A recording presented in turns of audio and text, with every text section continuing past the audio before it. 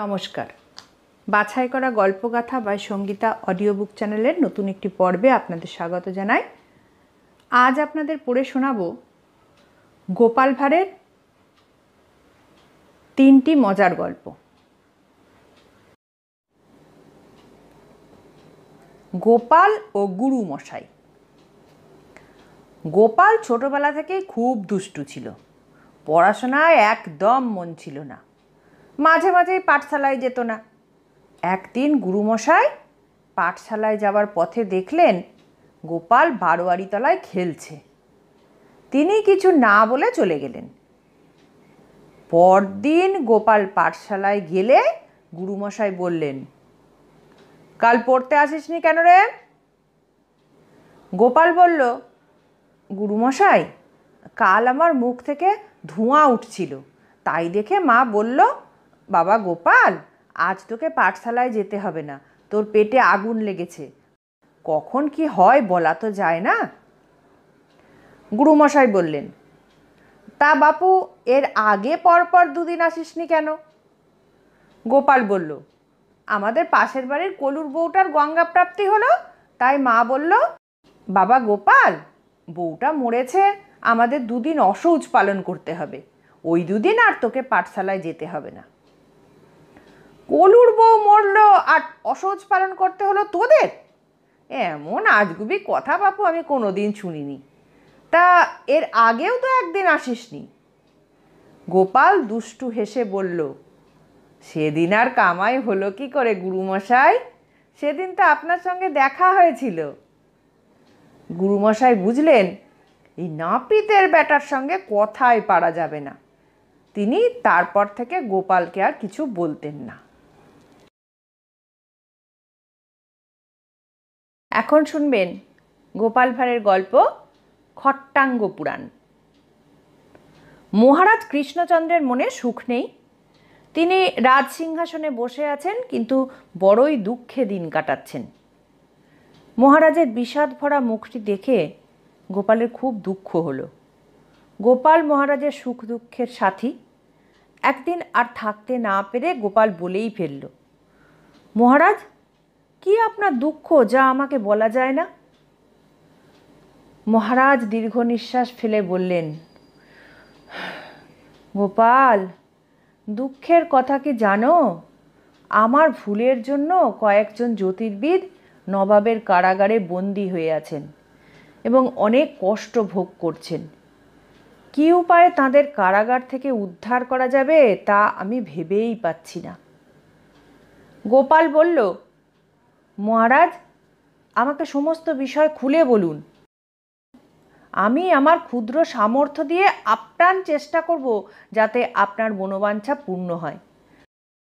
আপনি জ্যোতির্বিদদের কেন নবাবের কাছে পাঠিয়েছিলেন এবং কেনই বা তাঁরা নবাবের কারাগারে আজ বন্দি জীবনযাপন করছেন?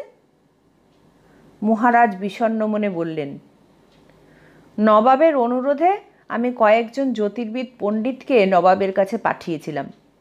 তিনি তাঁদের বলেন, গণনা করে আপনাদের বলতে হবে মাটির নিচে কি আছে। যদি সঠিক বলতে পারেন তবে পাবেন প্রচুর পুরস্কার, আর যদি না বলতে পারেন তবে বুঝবো আপনারা প্রতারক, ঠক, লোক ঠকিয়ে অর্থ উপার্জন করেন। জ্যোতির্বিদ্যার আপনারা কিছুই জানেন না। এহেন কঠিন প্রশ্নের জবাব জ্যোতির্বিদরা কেউ দিতে পারেননি। নবাব ক্রুদ্ধ হয়ে তাঁদের সকলকে কারাগারে বন্দি করে রেখেছেন। তাঁদের বলে দিয়েছেন, যতদিন না তাঁরা সঠিক উত্তর দিতে পারবেন ততদিন কারাগারে আবদ্ধ থাকতে হবে। কারাগার থেকে তাদের মুক্তি নেই। তুমি বলো গোপাল, আমি কি এরপর শান্তিতে থাকতে পারি?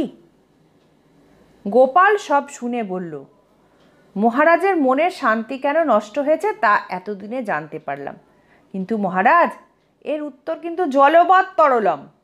আপনি আমাকে বিশ্বাস করতে পারেন। আমি অনুরোধ করছি, আপনি দুশ্চিন্তাহীন নতুন জীবন লাভ করুন।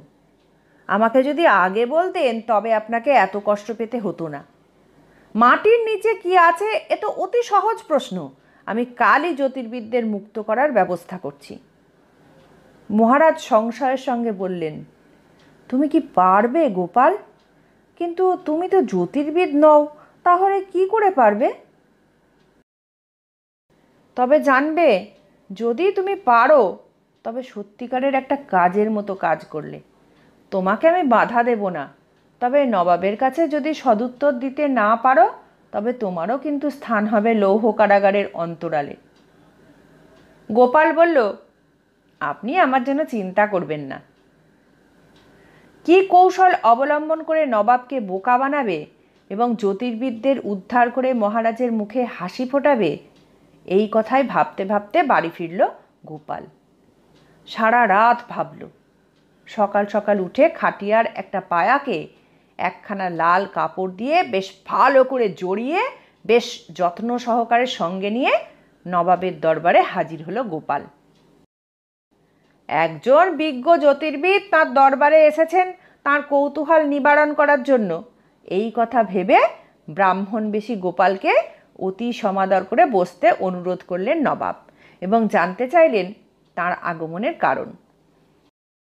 ব্রাহ্মণবেশী গোপাল নবাবকে যথাযোগ্য সম্মান জানিয়ে বলল, হুজুর, আমি আসছি মহারাজ কৃষ্ণচন্দ্রের কাছ থেকে। আপনি তাকে ভালোভাবেই চেনেন, তার সঠিক পরিচয় দেবার প্রয়োজন নেই নিশ্চয়ই। আপনি এমন একজন জ্যোতির্বিদ খুঁজছেন যিনি আপনার প্রশ্নের সঠিক উত্তর দিয়ে আপনাকে খুশি করতে পারবে। নবাব বললেন, আপনি ঠিকই শুনেছেন ব্রাহ্মণ, আমি এমন একজন বিজ্ঞ জ্যোতির্বিদকে খুঁজছি যিনি বলতে পারবেন মাটির নিচে কি আছে।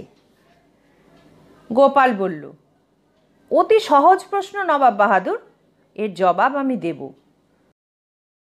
এই কথা বলে অতি যত্নে সঙ্গে নিয়ে আসা সেই খট্টাঙ্গ পুরাণ খুলতে আরম্ভ করল। পুরাণের একটি পর্দা যখন খুলতে বাকি তখন পুনরায় তা জড়াতে লাগলো। এইভাবে বারবার খুলতে লাগলো আর জড়াতে লাগলো। গোপালের কাণ্ড দেখে নবাবের ধৈর্যচ্যুতি ঘটল। তিনি প্রচণ্ড বিরক্ত হয়ে বললেন, আপনি আমার প্রশ্নের জবাব না দিয়ে সব কী করছেন? আমি যা জানতে চাইছি তার উত্তর দিন। গোপাল বলল, এই বিলম্বের জন্য নবাব বাহাদুর আমার অপরাধ নেবেন না। আমার এই খট্টাঙ্গ পুরাণ 18খানা পুরাণের মধ্যে সর্বশ্রেষ্ঠ। এতে যা লেখা আছে তা আপনাকে জানাতে সংকোচ বোধ হচ্ছে, তবে আপনি একান্তই যখন জানতে চাইছেন তখন বলছি। কোনো হিন্দুর পক্ষে মাটির নিচে কি আছে তা জানা সম্ভব নয়। তারা স্বর্গের সব খবর রাখে, কিন্তু মাটির নিচের অর্থাৎ পাতালের খবর তারা জানে না। একমাত্র মুসলমান বা খ্রিস্টানরাই মাটির নিচে কি আছে তা বলতে পারে। গোপালের মুখ থেকে এই কথা শুনে নবাবের চোখ মুখ লাল হয়ে উঠেছে, মাথায় রক্ত উঠে গেছে, কিন্তু তিনি তাঁর সে রাগকে কোনো রকমে সংযত করে জানতে চাইলেন, কেন হিন্দুদের পক্ষে জানা সম্ভব নয়? নবাবের এই প্রশ্নের জবাবে গোপাল বলল, হুজুর, এর কারণ খুবই সোজা। হিন্দুরা মারা গেলে তাদের দেহ পুড়িয়ে ছাই করে ফেলা হয়, কোনো অস্তিত্বই আর থাকে না পৃথিবীতে। সব ভস্ম আর ধোঁয়া আকাশে উঠে যায়, তাই হিন্দুরা আকাশের অর্থাৎ স্বর্গের সব কিছু বলতে পারে। আপনি জানেন, মুসলমান বা খ্রিস্টানদের মৃত্যুর পর তাদের দেহ মাটির নিচে কবর দেওয়া হয়। এই কারণে মাটির নিচের সব রহস্যের সন্ধান তাদের পক্ষেই বলা সম্ভব। আপনার প্রশ্নের সঠিক উত্তর ওই শ্রেণীর কোনো পণ্ডিতই একমাত্র দিতে পারবে। আপনি তেমন কোনো পণ্ডিতের সন্ধান করুন। কথাটা নবাবের মনে লাগলো। অনেকক্ষণ ভেবে তিনি বুঝলেন এই হিন্দু ব্রাহ্মণ পণ্ডিত ঠিক কথাই বলেছেন। তিনি গোপালের বুদ্ধির খুব প্রশংসা করলেন। গোপাল তখন হাত জোড় করে বলল, হুজুর, আপনি যেসব হিন্দু জ্যোতির্বিদদের বন্দি করে রেখেছেন তা আপনার মতো শক্তিমানের উচিত কাজ হয়নি। বেচারারা আপনার কোপানালে পণ্ডিত হয়েও কারাগারে অনেক কষ্ট পাচ্ছেন। নবাব তার ভুল বুঝতে পেরে সঙ্গে সঙ্গে তাদের সসম্মানে মুক্তির আদেশ দিলেন এবং মোল্লা মৌলভীদের ধরে ধরে বন্দি করতে আদেশ দিলেন। জ্যোতির্বিদ পণ্ডিতরা সব কথা শুনে গোপালের বুদ্ধির প্রশংসা করতে লাগলেন। সদলে মহারাজ কৃষ্ণচন্দ্রের রাজসভায় উপস্থিত দেখে কৃষ্ণচন্দ্র বুঝলেন গোপাল তার কথা রেখেছে। শুধু কৃষ্ণচন্দ্র নয়, নবাবও গোপালের বুদ্ধির কাছে হার স্বীকার করেছে। তিনি খুশি হয়ে গোপালকে অনেক ধনরত্ন উপহার দিলেন এবং পালকিতে করে তাকে বাড়িতে পাঠিয়ে দেবার আদেশ দিলেন।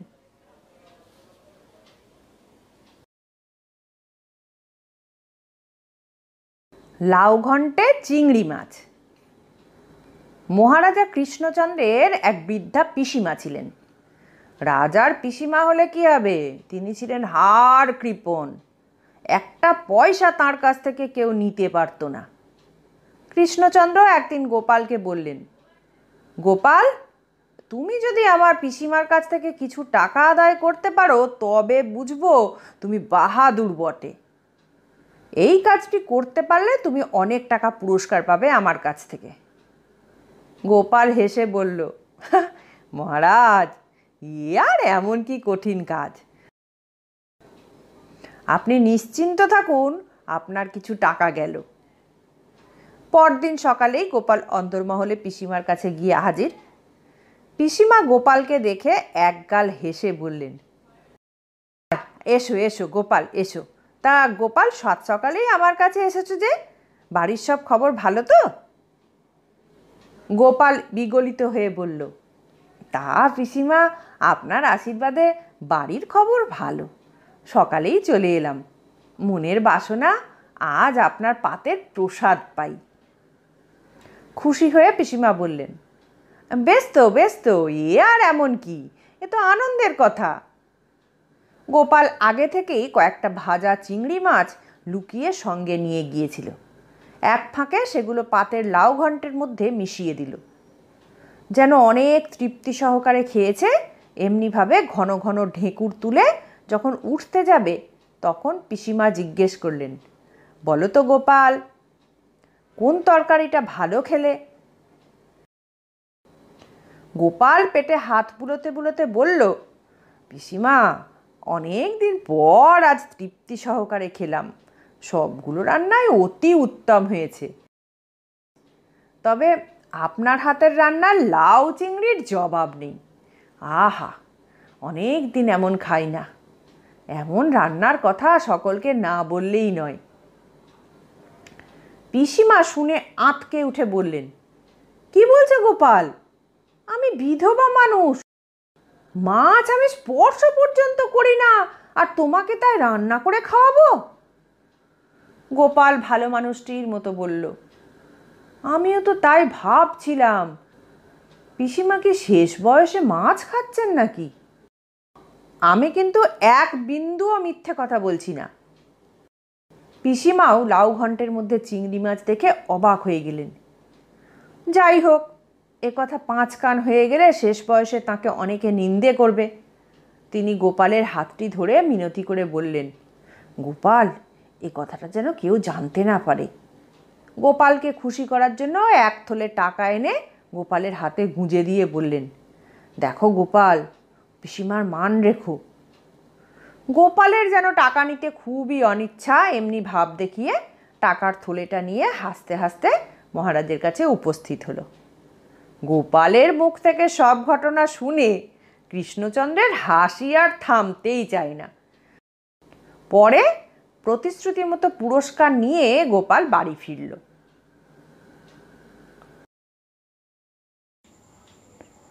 শেষ হলো আজকের গল্প।